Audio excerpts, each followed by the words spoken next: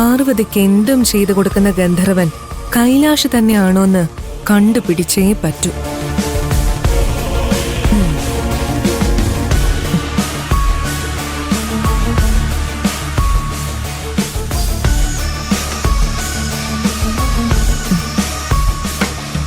കൈലാഷ്, മുത്തേ വരൂ മുത്ത. Good morning Kailash. Good morning മുക്ത. ഇരിക്കെ. വേണ്ട, 3 ഡിസൈൻസ് ഞാൻ കൈലാഷിന് മെയിൽ ചെയ്തിരുന്നു. കൈലാഷ് നോക്കിയിരുന്നോ? നോക്കി. ആഹാ.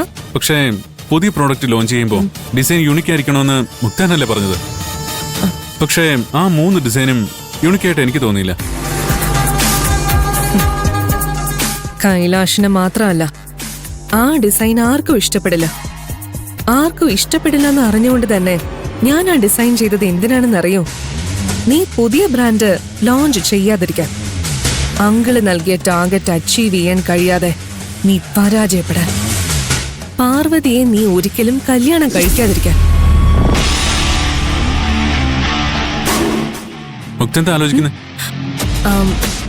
അത് ആ ഡിസൈനിന്റെ പോരായ്മകൾ എന്തൊക്കെയാണെന്ന് ഞാൻ ആലോചിച്ച് നോക്കുകയായിരുന്നു. സാരമില്ല, ഞാൻ റീവർക്ക് ചെയ്യാം. പെട്ടെന്ന് വേണം. 1 വർഷം ഡാഡി എനിക്ക് തന്നിട്ടുള്ള ഡെഡ് ലൈൻ അറിയാലോ. ഞാൻ അതിൽ പരാജയപ്പെട്ടു പോയാൽ ഞാൻ ഒന്നിനും കൊള്ളാത്തവനാണെന്ന് ഡാഡി പോലും കരുതും. ഡാഡിയുടെ മുന്നിൽ ആളാവാൻ വേണ്ടി മാത്രമല്ല ഞാൻ തിടുക്കം കാണിക്കുന്നത്.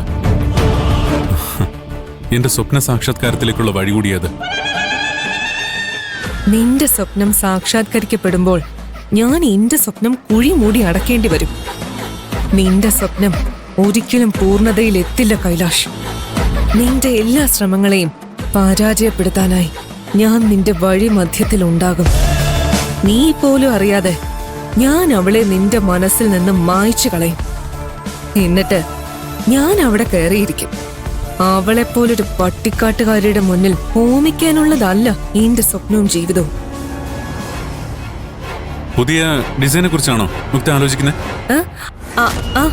അതെ, കുട്ടിക്കാലം മുതലേ പരസ്പരം അറിയുന്നവരാ നമ്മള്. ഇതുപോലൊരു പ്രതിസന്ധി ഘട്ടത്തിലും ഞാൻ നിന്റെ കൂടെ നിൽക്കണ്ടേ? താങ്ക്സ് മുക്ത. നിന്നെ അരവിന്ദനെ പോലുള്ളവർ എന്റെ കൂടെ ഉള്ളപ്പോ ഞാൻ ഒരിക്കലും പരാജയപ്പെടില്ല. ഇനി വന്ന കാര്യത്തിലേക്ക് കടക്കാം. കൈലാഷ്, പെയിൻ റിലീഫിനെ പറ്റിയ എന്തെങ്കിലും മെഡിസിന്റെ പേര് നിനക്കറിയോ? പെയിൻ റിലീഫിനെ പറ്റിയ മരുന്നിന്റെ പേരോ? ആർക്ക്? എനിക്ക് തന്നെയാ. ഫംഗ്ഷന്റെ കാര്യങ്ങളുമായി ഓടി നടക്കാൻ തുടങ്ങിയിട്ട് കുറച്ച് ദിവസമായില്ലേ. ഇന്നലെയാണെങ്കിൽ 1 മിനിറ്റ് പോലും ഇരിക്കാൻ പറ്റിയിട്ടില്ല. ഓ, കൈയും കാലും ബോഡിയും ഫുള്ള് പെയിനാ. പെയിൻ റിലീഫിനെ പറ്റിയ എന്തെങ്കിലും മെഡിസിൻ കിട്ടിയിരുന്നെങ്കിൽ. പെയിൻ റിലീഫിന് ആയുർവേദ തൈല ബെസ്റ്റ്. ആയുർവേദ തൈലോ? അതെവിടെയാ കിട്ടുക? വെയിറ്റ്.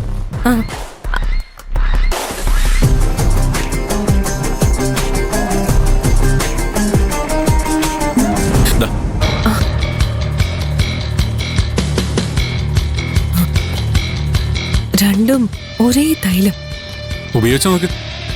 എല്ലാ പെയിനും നിമിഷ നേരം കൊണ്ട് പമ്പ എടുക്കും. ഇത് നിനക്ക് എവിടെ നിന്ന് കിട്ടിയതാ?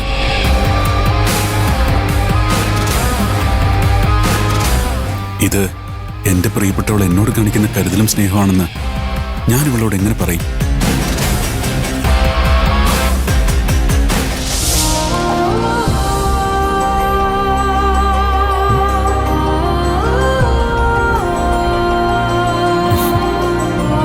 ഇതെന്താ പാറു?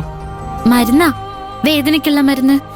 സാറിന് ശരീരവേദന ഉണ്ടെന്ന് പറഞ്ഞില്ലേ? ശരീരവേദനയ്ക്ക് ഇത് നല്ലതാ. ഇത് പുരട്ടിയപ്പോഴാ എന്റെ വേദന മാറിയത്. പാറുവിന് ഇതെവിടുന്നാ കിട്ടിയത്? വേണ്ടപ്പെട്ട ഒരാള് തന്നതാ.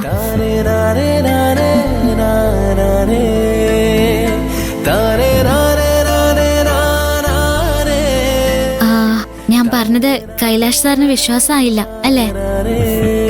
സാറിന്റെ കൈക്ക് വേദന ഉണ്ടോ? കൈയുടെ ഈ ഭാഗത്ത് ഞാൻ പുരട്ടിത്തരാം. അപ്പൊ സാറിന് മനസ്സിലാവും. സാറിന്റെ കൈയും നീട്ടി. വേണ്ട പാറു. സാധാരണ തൈലത്തിന് പച്ചമരുന്നുകളുടെ ഒക്കെ ഒരു മണം ഉണ്ടാവും. ഇതിനതില്ല. നല്ല കർപ്പൂരത്തിന്റെ മണമാ.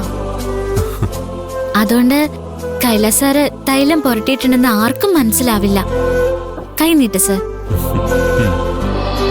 ഹേമന്തമെൻ കൈക്കുമ്പിളിൽ തൂവുന്നിലാപ്പൂവു നീ, പൂങ്കാറ്റ് പോ നിന്നുള്ളിലെ പൂഞ്ചില്ല തേടുന്നു ഞാനിതാ, കിളിപാടുന്ന പാട്ടിന്റെ കാതിൽ കളിയോകുന്ന നിൻ വാക്കുപോലെ അതിലോലം അനുരാഗം തേന്മാരിയ.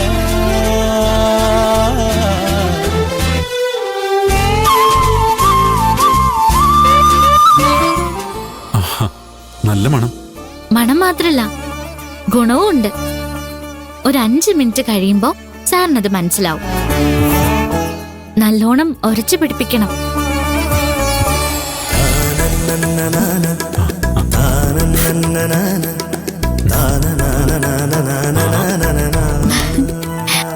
ശരിയാ, പെയിൻ കുറഞ്ഞു.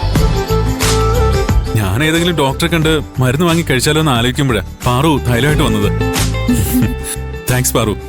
ഇതുപോലുള്ള ചെറിയ ചെറിയ അസുഖങ്ങൾക്കൊന്നും എന്റെ നാട്ടിലുള്ളവര് ഡോക്ടറെ കണ്ട് മരുന്ന് വാങ്ങി കഴിക്കാറില്ല. പിന്നെന്താ ചെയ്യാ? കൈലാഷ് സാറിന് അറിയോ, നമ്മുടെ ചുറ്റും കാണുന്ന ഓരോ ചെടിയും മരുന്ന. അതിന് ഈ ടൗണിൽ എവിടെയാ ചെടികള്? സാർ എന്റെ നാട്ടിലേക്ക് വാ. കൂവളവും മുത്തയും പാതിരിയും പലകപ്പയ്യാനിയും ഓരിലയൊക്കെ ഞാൻ സാറിന് കാണിച്ചുതരാം. അതിന്റെയൊക്കെ ഔഷധ ഗുണവും ഞാൻ പറഞ്ഞുതരാം. നാടാ നല്ലത് സർ. ടൗണില് കുറെ വാഹനങ്ങളും തിരക്ക് പിടിച്ച് നടക്കുന്ന ആൾക്കാരും അല്ലാതെ വേറെ ഒന്നുമില്ല. അങ്ങനെയാണെങ്കിൽ ഞാനും പാറുവിന്റെ നാട്ടിൽ വന്ന് താമസമാക്കിയാലോ? നല്ലതാ. പക്ഷേ സാറിന്റെ എല്ലാരും ഇവിടെയല്ലേ ഉള്ളത്? എന്റെ നാട്ടിലൊന്ന് താമസാക്കിയാ സാർ ഒറ്റയ്ക്കാവില്ലേ? അവിടെയുള്ള ആരെങ്കിലും സ്വന്തക്കാരാക്കിയ പോരെ? അവിടെയുള്ള ആരെങ്കിലും ഒരാളെ ഞാൻ സ്വന്തമാക്കിയാൽ അയാളുടെ സ്വന്തക്കാരും ബന്ധുക്കളും വേണ്ടപ്പെട്ടവരും എല്ലാം എന്റെയും സ്വന്തക്കാരും ബന്ധുക്കളും വേണ്ടപ്പെട്ടവരൊക്കെ ആയി മാറുമല്ലോ. പക്ഷേ അവിടെയുള്ള ഒരാളെ സാർ എങ്ങനെയാ സ്വന്താക്കുക? അതിനൊരു ഐഡിയ പാറു തന്നെ പറയും. എനിക്കൊരു പിടിയും കിട്ടുന്നില്ല. പാറു ശരിക്കും ആലോചിച്ച് നോക്ക്. ജോലി ചെയ്യുമ്പോഴും ആഹാരം കഴിക്കുമ്പോഴും റെസ്റ്റ് എടുക്കുമ്പോഴും എല്ലാം ഞാൻ ഈ പറഞ്ഞത് തന്നെ പാറു ആലോചിക്കണം. കുറെ ആലോചിക്കുമ്പോ പാറു ജനിച്ചു വളർന്ന ആ നല്ല നാട്ടിലെ ആ നാടിന്റെ എല്ലാ നന്മയും ശുദ്ധിയുള്ള ഒരാളെ എനിക്ക് സ്വന്തമായി കിട്ടാനുള്ള വഴി പാറുവിന് മനസ്സിലാവും. പാറു അത് വന്ന് എന്നോട് പറയണം. അതിനുശേഷം അതിനെക്കുറിച്ച് നമുക്ക് ഡീറ്റെയിൽ ആയി സംസാരിക്കാം. പാറു എന്ത് പറയുന്നു? അയ്യോ, സാറിനോട് സംസാരിച്ചെന്ന് സമയം പോയി. കൊറേ ജോലിയുണ്ട്.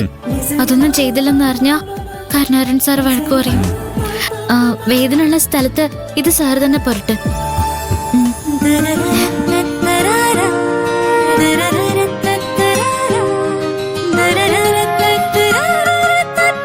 ആ നാട്ടിലുള്ളവർ സ്വന്തക്കാരാവണമെങ്കിൽ അവിടെയുള്ളൊരു പെൺകുട്ടിയെ കല്യാണം കഴിച്ചാൽ മതിയെന്ന് അവള് പറയുമെന്ന് ഞാൻ കരുതിയത്. അങ്ങനെ പറഞ്ഞിരുന്നെങ്കിൽ നിന്നെ ഞാൻ കല്യാണം കഴിച്ചോട്ടെ എന്ന് എനിക്ക് ചോദിക്കായിരുന്നു.